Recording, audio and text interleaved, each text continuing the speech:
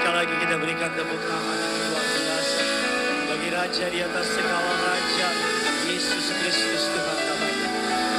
Kami mengucap syukur untuk segala kebaikan Tuhan dalam hidup kami. Kembali kami menaikkan syukur untuk KKR Natal Gelora Bung Karno yang telah berjalan dengan sangat indah. Bahkan KKR di Manado, di Surabaya, di Makassar, Toraja, bahkan sebentar di Medan. Kami percaya Gereja Tiberias disayang Tuhan Yesus. Kami percaya pelayanan minyak dan anggur berkenan di hadapan Tuhan. Kami mau siapkan nanti kami untuk diberkati oleh kebenaran firman Tuhan. Kami percaya firman yang keluar dari mulut Allah tidak akan pernah kembali dengan sia-sia. Memberkati jemaat di tempat ini, bahkan mengubahkan hidup setiap kami. Urapi hamba-Mu dengan pengurapan yang baru dari surga. Fresh anointing turun atasnya untuk boleh menjadi berkat. Nama Tuhan saja yang dipermuliakan. Sembunyikan hamba-Mu di balik salib kemuliaan-Mu, agar hanya nama-Mu Tuhan yang ditinggikan di tengah-tengah kami. Setiap kubu pertahanan yang dibangun oleh keangkuhan manusia untuk menentang pengenalan akan nama Yesus, kami patahkan kuasanya. Allah Roh Kudus, Engkau disambut di tengah-tengah kami. Di dalam nama Tuhan Yesus, setiap kita yang siap diberkati firman Tuhan, Tiberias, Gading Nias yang di gereja ataupun yang ada di rumah, sama-sama dengan bangga kita katakan amin. Kita berikan kemuliaan, tepuk tangan yang luar biasa. Silakan duduk kembali saudara. Terpujilah nama Tuhan yang telah mengumpulkan saudara dan saya pada siang hari ini. Terimalah salam dari mimbar ini. Shalom Tiberias. Bisa lebih semangat lagi. Shalom Tiberias. Apa kabar semuanya saudara? Tuhan Yesus itu baik, amin. Ada banyak berkat, banyak mukjizat, ada banyak uang saudara. Haleluya. Jumpai 2-3 orang di kiri kanan saudara. Kasih senyum yang terbaik. Bilang sama orang tersebut, Tuhan Yesus mengasihi kamu. Bilang saudara. Haleluya, puji Tuhan. Terima kasih kepada Tuhan Yesus untuk kesempatannya saya boleh melayani hari ini. Terima kasih kepada Gembala Sidang Gereja Tiberias Indonesia yang kami kasihi dan kami hormati, Pendeta Darniati Pariaji, untuk kesempatannya pada hari ini. Mari sama-sama keluarkan pulpen dan catatan saudara. Kita akan sama-sama belajar dalam musim Natal. Kita akan belajar mengenai tema khotbah pada hari ini adalah The Light has come, atau terang itu sudah datang. Apa tema khotbahnya saudara? Terang itu sudah datang. The light has come. Injil Yohanes 1 ayatnya yang ke-9 sampai dengan ayatnya yang ke-12. Saudara yang ingin Natalan, saudara tanggal 17 atau 16 ada Natalan di daerah Bekasi, daerah BCP, daerah Grand Mall, dan daerah BTC. Saudara ingin Natalan hari Sabtu ada di Cibubur saudara, jam 5 sore. Saudara ingin Natalan di Medan, ada di Medan tanggal 15 saudara. Saudara yang ingin baptisan, ada baptisan tanggal 15. Pokoknya bulan Desember Tiberias Natalan terus saudara ya. Jadi semua saudara kemarin di Surabaya Natalannya sukses berhasil di Geraha Unesa, kapasitasnya 12.000 seat saudara. Dan Tuhan mengirimkan setiap tempatnya penuh dengan jiwa-jiwa saudara. Kasih tepuk tangan dulu yang luar biasa. Ya, ada ibu-ibu bawa snack saudara, 5 snack dia cecer dengan bagus saudara. Saya tanya, ibu sendiri? Enggak Pak Pendeta, berlima. Dengan siapa? Allah Bapa, Putra dan Roh Kudus katanya. Ya, saudara ya, jadi kita sama-sama merayakan Natal. Di sini siapa yang belum bisa move on dari Natal GBK? Bisa angkat tangan saudara. Wah, mantap ya. Ada jemaat bilang, Pak bikin lagi dong Pak bulan depan. Lu aja yang bikin. Dia nggak tahu capeknya saudara ya. Puji Tuhan. Tapi tahun depan kita berdoa. Kalau Tuhan izinkan kita akan bikin lagi Natalan di Gelora Bung Karno saudara ya. Kasih tepuk tangan dulu yang luar biasa. Medan, Manado, Surabaya, mereka juga pengen Natalannya di stadion saudara ya. Jadi mungkin karena Piala Dunia mereka juga pengen Piala Dunia gitu saudara. Kita akan sama-sama belajar The Light has come. Saya baca ayat yang ke-9, saudara baca ayatnya yang ke-10, demikian seterusnya. Yang sudah di sana sama-sama dengan saya katakan, saya pasti diberkati. Terang yang sesungguhnya yang menerangi setiap orang sedang datang ke dalam dunia. Ke-10 saudara.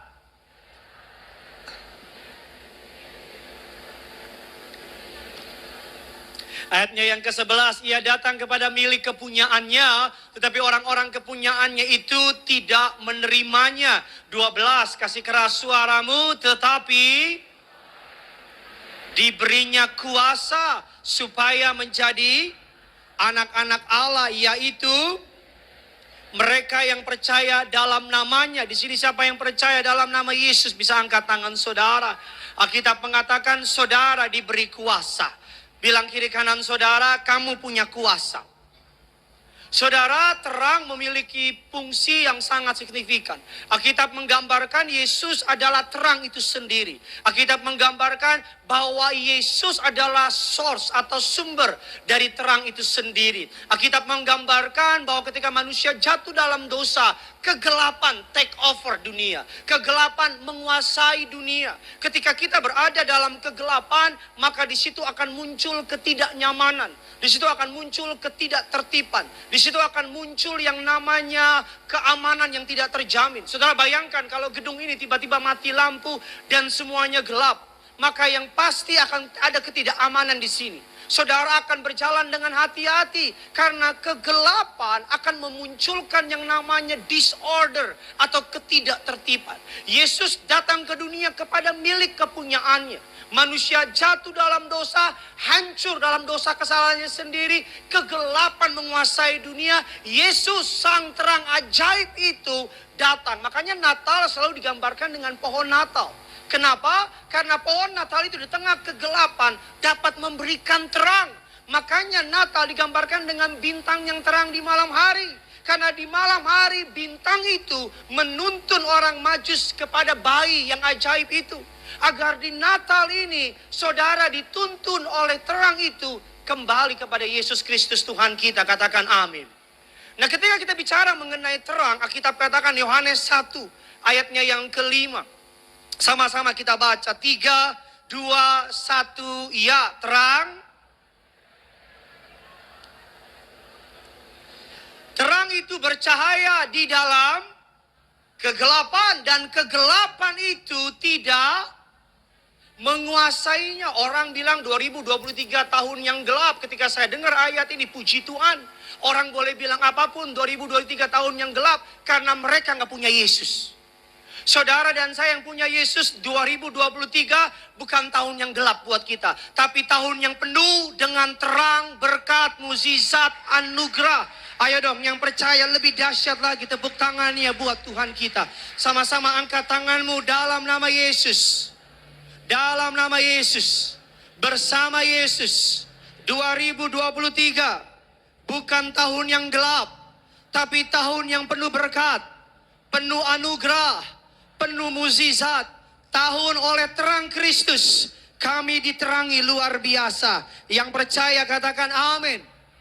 Orang mau bilang apapun 2023 tahun yang gelap, kalau mereka nggak punya Yesus gelap. Tapi kalau mereka punya Yesus seperti saudara dan saya, 2023 akan menjadi tahun yang terang benderang bagi saudara dan saya. Alkitab katakan terang itu bercahaya di dalam kegelapan. Dan kegelapan itu tidak menguasainya. Terang itu berkuasa atas kegelapan. Di dalam saudara ada terang yang ajaib itu. Ketika ada keadaan, tidak ada keadaan putus asa. Ketika engkau dapat mengubah keputusasaan menjadi penuh harapan. Karena di dalam dirimu ada terang yang luar biasa itu. Apa yang akan terjadi ketika terang itu ada dalam hidup orang percaya? Yang pertama, terang itu akan melenyapkan kegelapan dosa. Ketika Yesus ada dalam hidup saudara dan saya, ketika terang itu hidup dalam saudara, ketika terang itu plug in, ketika terang itu nempel ada dalam hidup orang percaya, maka Alkitab mengatakan terang itu akan melenyapkan kegelapan dosa. Manusia sebelum kenal Tuhan, mereka pikir apa yang mereka lakukan itu benar. Manusia sebelum kenal Tuhan, mereka nggak tahu seberapa kotor hidup mereka.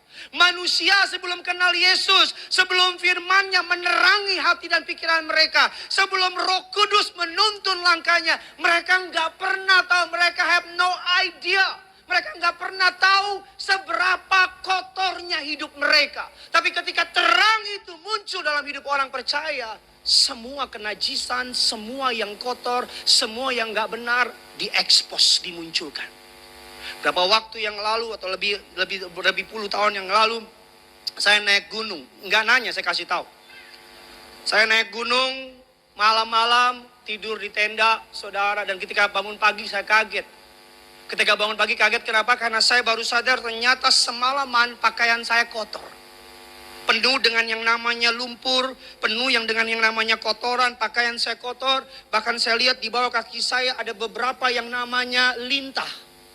Tapi semalaman saya nggak tahu. Kenapa? Karena malam kegelapan meliputi saya. Ketika siang hari, pagi hari, ketika terang itu meliputi saya dapat melihat apa yang kotor di pakaian saya. Saya dapat melihat apa yang nggak benar di pakaian saya. Saya dapat melihat apa yang nggak baik di pakaian saya. Di malam hari kelihatannya baik. Di malam hari kelihatannya bersih. Di malam hari kelihatannya nggak ada yang salah sama pakaian saya. Tapi ketika pagi hari saya bangun, terang itu, saya terlalu semangat apa gimana sih saudara sih?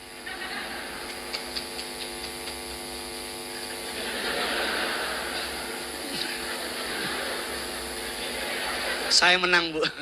Ibu kan jempol, saya kelincing. Saya nih baru pulang dari Surabaya, nggak nanya saya kasih tahu.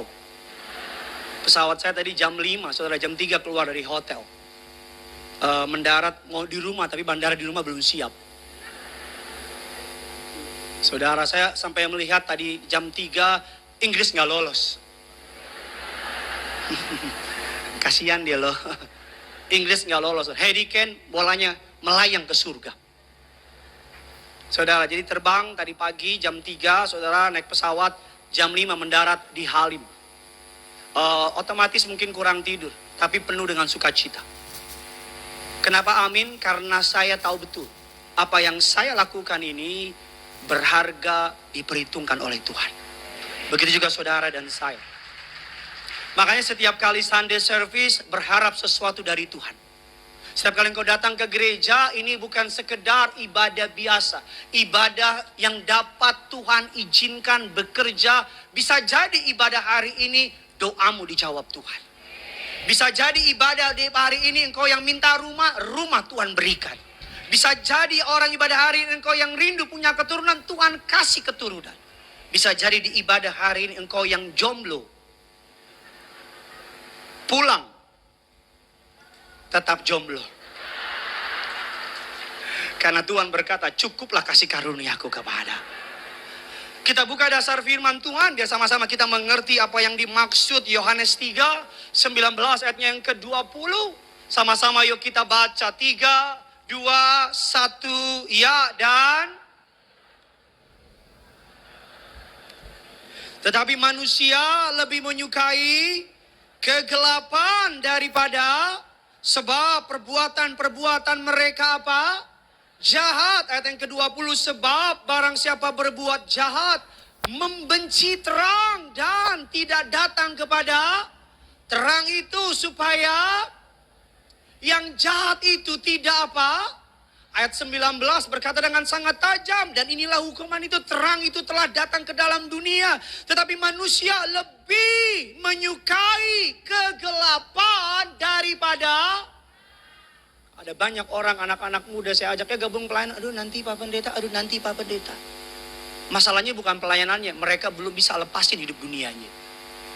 Ada banyak orang, ayo ikut yuk doa syafaat. Aduh nanti Pak Pendeta, aduh nanti Pak Pendeta.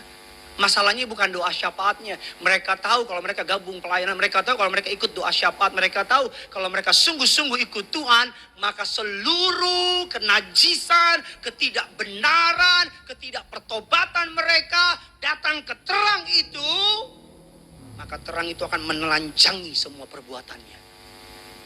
Ada banyak orang lebih senang main di kegelapan, gak berani di terang. Ada banyak orang lebih senang di kegelapan, diajak oleh temannya, Roh Kudus ajak dia untuk keluar dari kegelapan, dia gak mau. Kenapa? Karena takut. Takut apa? Seluruh kenajisannya, ketidakbenarannya. Ketika step up dari gelap itu, maka gelap itu hilang, terang itu mengekspos. It's okay. Kalau pertama kali engkau datang sama Tuhan dan terang itu menelanjangi semua dosamu, jangan marah. Walaupun dalam short term sakitnya minta ampun, tapi in the long term akan membawa kehidupan buat saudara. Amin saudara.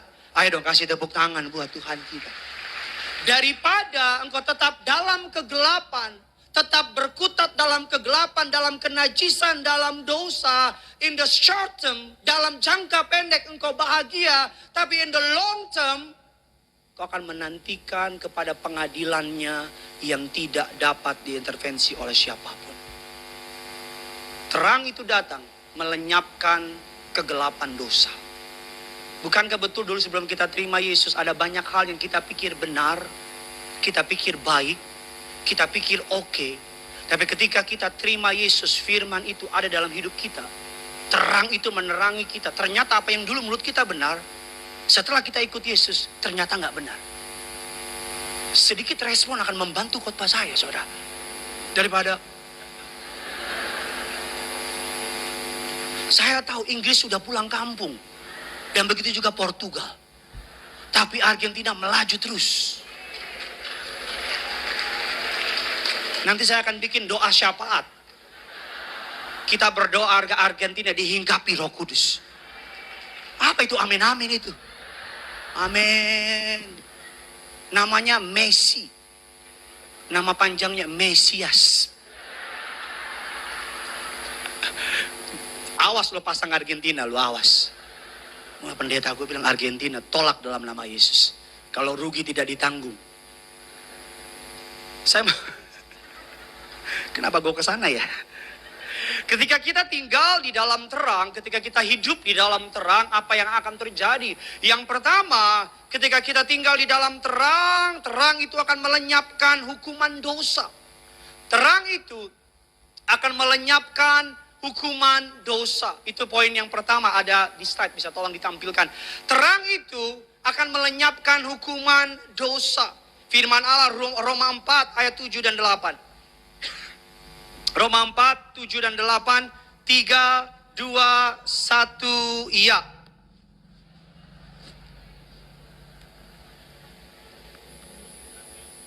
Berbahagialah manusia yang tidak diperhitungkan Tuhan, kepadanya terang itu akan melenyapkan hukuman dosa.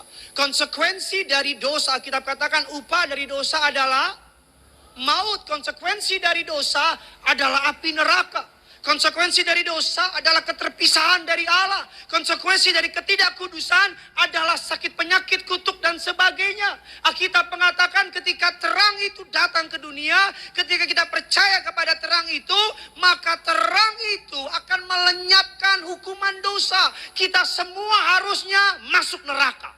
Termasuk yang pegang mic. Semua harusnya masuk neraka. Tapi karena Yesus datang ke dunia, kita mengatakan dosa manusia ditanggungnya di kayu salib. Dosa manusia dibayarnya di kayu salib. Natal tidak bisa dipisahkan dari karya penebusan Yesus di kayu salib. Natal tidak bisa dipisahkan dari kematian Yesus di kayu salib. Born to die, lahir untuk mati. Yesus datang, terang itu datang melenyapkan hukuman dosa. Bilang kiri kanan saudara, kamu sudah dibebaskan. Saudara bebas bukan karena menjalani hukuman, no. Tapi saudara bebas karena ada seseorang yang sangat mengasihi saudara, yang membayar hukuman itu. Namanya Yesus. Amin. Tidak ada perbuatan manusia yang bisa membuatnya masuk surga. Rasul Paulus mengatakan perbuatan manusia seperti kain kotor. Alkitab katakan darah Yesuslah, korban Yesus di kayu salib, yang membuat kita bisa masuk surga. Katakan amin. Jangan salah paham, bukan berarti perbuatan baik itu tidak penting. Sangat penting, sangat penting. Tapi sebagai hamba Tuhan, saya perlu ngomong gini sama saudara. Perbedaan antara kekristenan dengan yang lain. Yang lain berbuat baik untuk masuk surga, tetapi kita berbuat baik karena sudah diselamatkan. Amin saudara. Kita berbuat baik bukan untuk masuk surga. Yesus sudah mati di kayu salib. Orang yang buahnya diselamatkan pasti ada buah pertobatan. Amin saudara. Maka kalau ada orang Kristen yang ngaku bakal masuk surga, tapi hidupnya jauh dari kata pertobatan, saya beri nama Kristen kegeeran. Bilang kiri kanan saudara, lu jangan GR, bilang. Orang yang hidupnya percaya bakal masuk surga, buah dari pertobatannya nyata. Amin. Hati yang bertobat cuma Tuhan yang tahu. Tapi buah dari pertobatan, orang di sekitar kita bisa merasakannya. Kita kasih tepuk tangan dulu buat Tuhan kita. Yang pertama, terang itu melenyapkan hukuman dosa. Yang kedua, terang itu melenyapkan hukum dosa. Apa bedanya Pak Pendeta? Terang itu melenyapkan hukum dosa. Tadinya hukuman dosa, sekarang hukum dosa. Apa bedanya Pak Pendeta? Sederhana, hukum dosa dengan hukuman dosa. Hukuman dosa adalah konsekuensi dari perbuatan kita, itu hukuman dosa. Tapi hukum dosa seperti ini. Kalau saya lempar aqua ini ke atas, maka aqua ini akan jatuh kemana? Kalau saya lempar 100 kali, maka 100 kali dia jatuh kemana? 1 juta kali saya lempar, maka 1 juta kali dia jatuh kemana? Itu yang kita kenal dengan hukum gratif. Saya hampir ngomong gratifikasi. Hukum gravitasi. Selama kita tinggal di dunia ini, kita terikat sama hukum gravitasi. Saudara naik dari gunung di gedung 25, lompat dari atas, jatuhnya nggak akan ke atas. Iya Bu.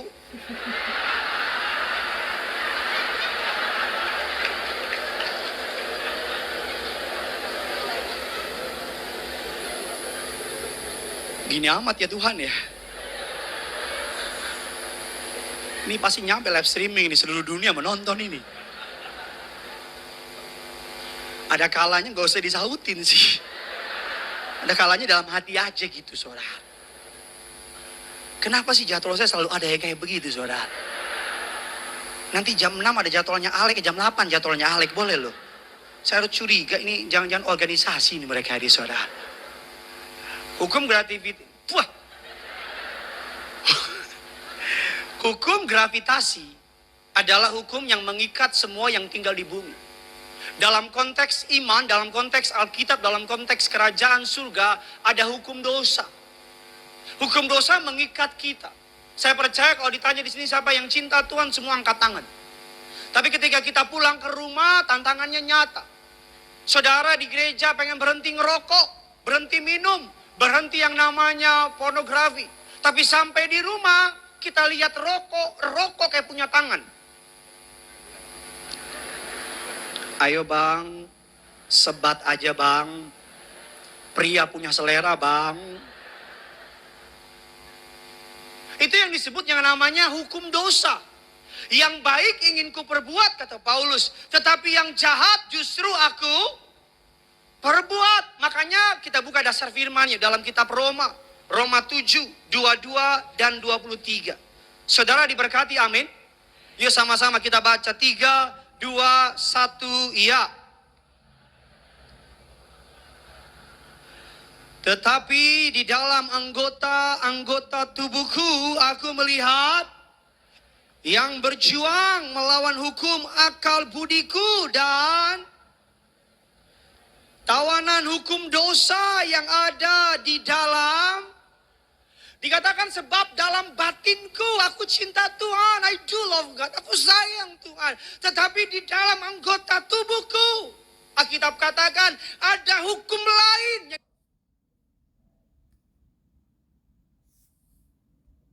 berjuang melawan hukum akal budiku. Kita tahu kok itu istri orang, kita tahu itu suami orang. Sakit lagi.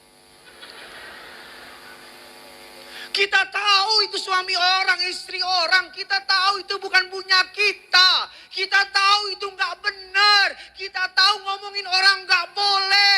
Kita tahu fitnah itu jahat. Kita tahu bahwa yang kita lakukan itu nggak benar. Tapi dalam tubuh kita, kata Alkitab, ada hukum lain yang berjuang ngalahin kita. Makanya muncul sebuah ayat yang paling sering dikutip orang kalau lagi jatuh dosa. Roh memang penurut, tapi daging lemah. Enggak gitu cara mainnya Bambang. Saudara baca ayatnya di atas. Roh memang penurut, daging lemah. Di ayat di atas, waspadalah dan berjaga-jagalah. dalam doa. Makanya di ayat atasnya dibaca, jangan bawah doang yang lu kutip. Makanya Alkitab kasih peringatan, waspada, berjaga-jaga dalam doa. Kenapa? Karena rohmu memang penurut, tapi dagingmu lemah. Makanya Alkitab bilang, ngotot nih saya ini makanya nih. Makanya Alkitab bilang, memang rohmu penurut, dagingmu lemah, berjaga-jaga makanya. Kalau udah tahu pernah jatuh dalam minum-minuman, jangan nongkrong di nightclub. Sampai bilang, saya kuat Pak Pendeta, tidak akan minum minuman. Kalau udah tahu saudara nggak bisa punya teman perempuan, saya nggak percaya tuh laki-laki sama perempuan udah menikah bisa jadi sahabat karib, saya nggak percaya. Mau marah-marah bodo amat. Laki-laki kalau sudah menikah, perempuan kalau sudah menikah, sebatasnya aja. Nggak ada yang namanya best friend forever, nggak ada. Karena ada satu titik, iblis akan mencobai mereka. Tinggal salah satu siapa aja yang jatuh. Saya percaya makanya laki-laki temanan sama laki-laki, kecuali engkau.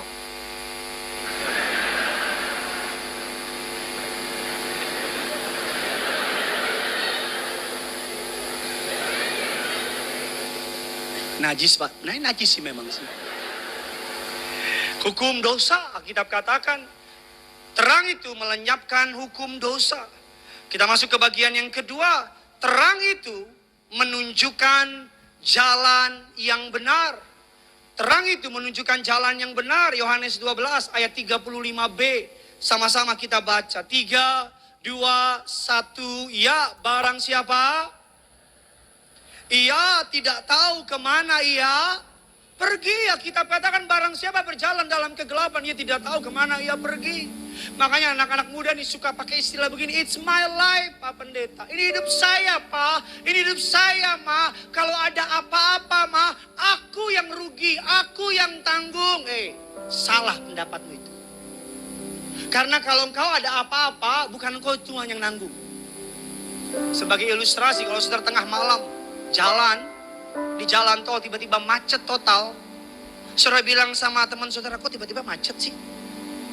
Ada apa ya? Dan ternyata di depan ada mobil yang mogok.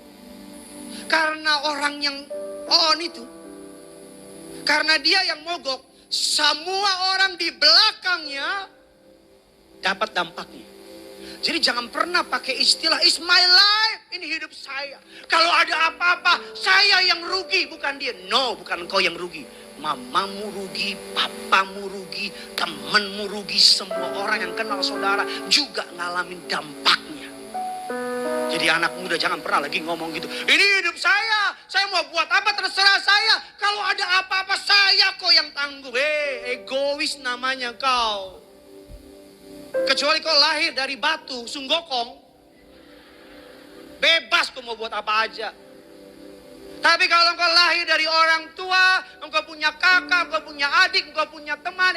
Kalau saya, hidup saya nggak benar, bukan cuma saya yang rugi. Istri saya rugi, anak saya rugi, orang tua saya rugi. Jemaat yang kepadanya dipercayakan saya layani juga ngalamin rugi. That's why saya jaga hidup saya. That's why. Ini jauh Tuhan mencuri kemuliaannya. Tapi that's why. Itulah sebabnya. Kita nggak bisa hidup semau gue. Kita nggak bisa hidup sesuka-suka gue. Kalau engkau tinggal di keluarga, ada aturan di keluargamu, bos. Kalau engkau tinggal di kantor, ada aturan. Kalau engkau mau hidup enak sendiri, sesuka-suka lo tinggal di hutan.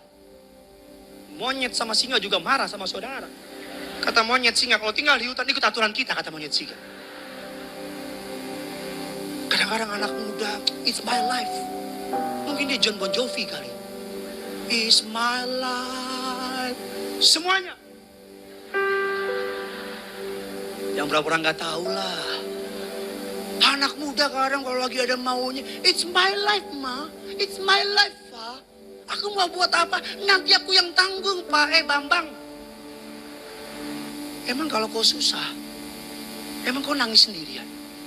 Memang mamamu susah, ketika engkau susah mamamu gini, mantap. Enggak, jangan jadi orang yang egois. Setiap keputusan ada dampak. Kau menikah dengan orang yang salah ketika gagal pernikahanmu. Memang kau orang yang paling sakit, tapi orang yang mengasihimu juga sakit. Ketika engkau mengambil keputusan jual apapun, buat apapun, doing business. Ketika engkau rugi, memang engkau yang paling rugi, tapi orang yang mengasihimu juga ngalamin kerugian. Ketika engkau gak jaga hidupmu, gak jaga makanmu, gak jaga badanmu, dan badanmu mengalami sakit penyakit yang parah, memang engkau yang akan mati. Tapi ketika engkau mati, meninggalkan duka cita bagi mereka yang mengasihi engkau.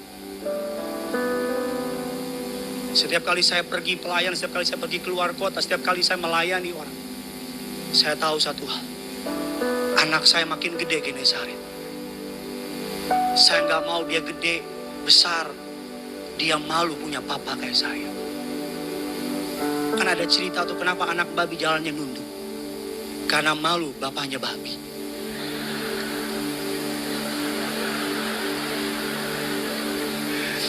Ada yang udah mau nangis jadi gak nangis dia. Jangan terlalu serius, nanti stroke saudara. Lihat betapa bangganya kita sama pendeta Pariaji. Bersih dari kisah-kisah misterius yang aneh-aneh. Bersih. Lihat ibu sama gembala sidang, bapak dan ibu bersih.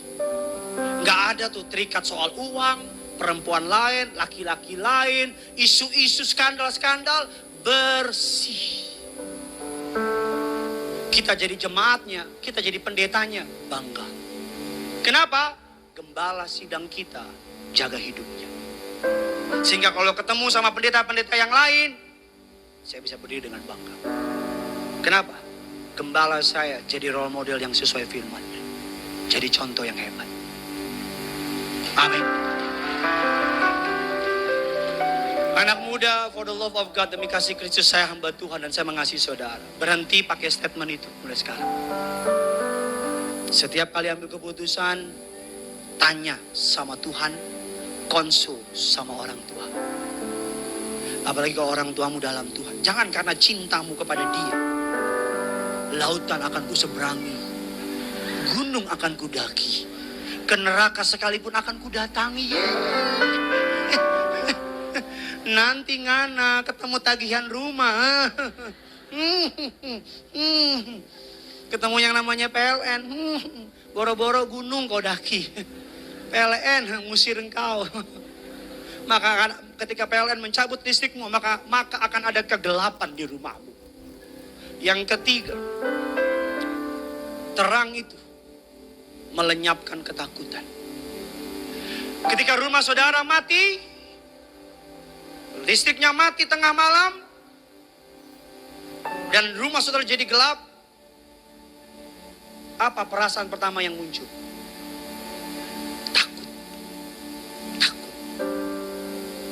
Saudara lewat jalan siang-siang, biasa. Siang-siang di jalan yang sepi, biasa. Siang-siang lewat di jalan, ada pohon goyang, oh angin. Siang. Coba saudara lewat jalan yang sama jam 1 malam. Kalau siang-siang kan kau biasa. Siang. Tapi kalau jam 1 malam, kau lewat, pohon goyang, siapa yang gerakin tuh? Apa yang membedakan? Tempatnya sama, jalannya sama, tapi membedakan karena siang hari ada terang, semuanya kelihatan, malam hari kegelapan meliputi. Jadi ketika ada kegelapan, respon pertama yang muncul dalam hidup kita adalah ketakutan. That's why orang yang hidup dalam dosa punya ciri yang sama, hidup dalam ketakutan. Orang yang hidupnya gak dalam pertobatan punya ciri yang sama, hidup dalam ketakutan. Orang yang hidupnya tidak di dalam terang, pasti hidupnya penuh ketakutan. Saudara kalau naik mobil gak bawa SIM, gak bawa STNK, berhenti di lampu merah, di samping saudara ada Pak Polisi. Pak Polisi liatin saudara, padahal Pak Polisi gak tahu saudara punya SIM apa STNK. Tapi karena enggak, lampu merahnya 20 menit lagi. Pak. Padahal AC-mu 3, tapi kelingnya pun sebesar gigi jagung. Polisinya liatin saudara. Bapak baik Pak. Surat-surat ada. Kena deh. Tapi saudara coba. Saudara bawa SIM, bawa STNK. Di samping saudara polisi, saya bisa buka kaca.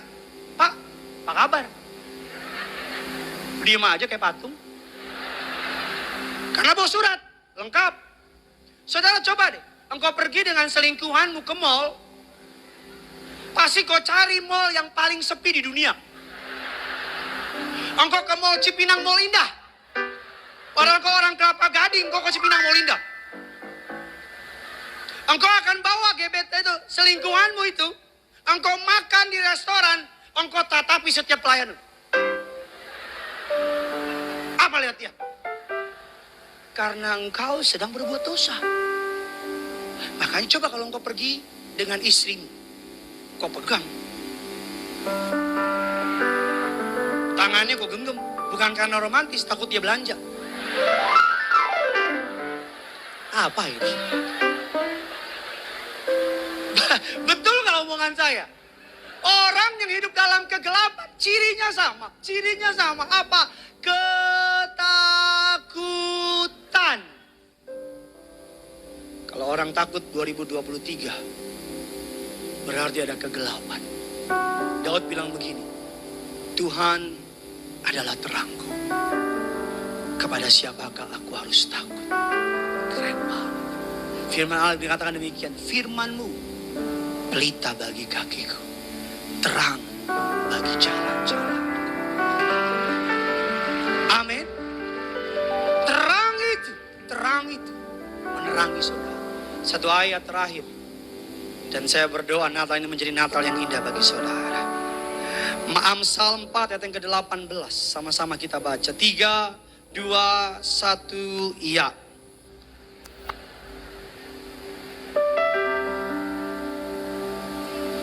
Sekali lagi, tetapi jalan orang benar itu seperti cahaya fajar yang kian bertambah terang. Kalau saudara lihat Alkitab di ayat yang ke-9 dikatakan ayat ke-19, jalan orang fasik seperti kegelapan. Tampilkan ayat yang ke-18. Cahaya fajar, tadi pagi saya naik pesawat, di pesawat jam 4 kurang lebih. Fajar mulai menyingsing. Take off dari Paris, dari Surabaya, mendarat. Makin lama mataharinya makin naik. Tapi kan ayatnya Alkitab bilang seperti rembang tengah hari. Kalau engkau tinggal di dalam terang, dan terang itu hidup dalam saudara dan saya, kehidupanmu terangnya semakin hari semakin terang, semakin terang, semakin terang, semakin terang. Makanya kemana orang benar melangkah, orang akan bilang, gila ya hidupnya tuh diberkatin banget sih. Bersinar terus hidupnya. Bukan karena dia, tapi karena dia menaruh Yesus dalam hidupnya. Terang, terang, terang, dan terang. Tahu kan rembang di tengah hari? Itu kan yang paling terang. Terang banget. Terangnya minta ampun. Kita anak-anak terang, bukan anak-anak gelap. Memang dahulu kamu hidup dalam kegelapan, kata Rasul Paulus. Tapi kamu sekarang hidup di dalam terangnya Tuhan. Yang lalu biarlah berlalu. Persiapkan hidup kita dalam pertobatan sungguh-sungguh. Tata hidup kita kembali. Tata hidup kita kembali. Kita tata hidup kita kembali bersama dengan Tuhan. Selamat menikmati terang itu. Yang punya surga, crazy in love with you. Sama-sama kita bangkit berdiri, kita datang sama Tuhan. Haleluya. Berapa banyak yang diberkati firman Tuhan, bisa lambaikan tangan saudara. Kita kasih tepuk tangan yang luar biasa bagi Tuhan.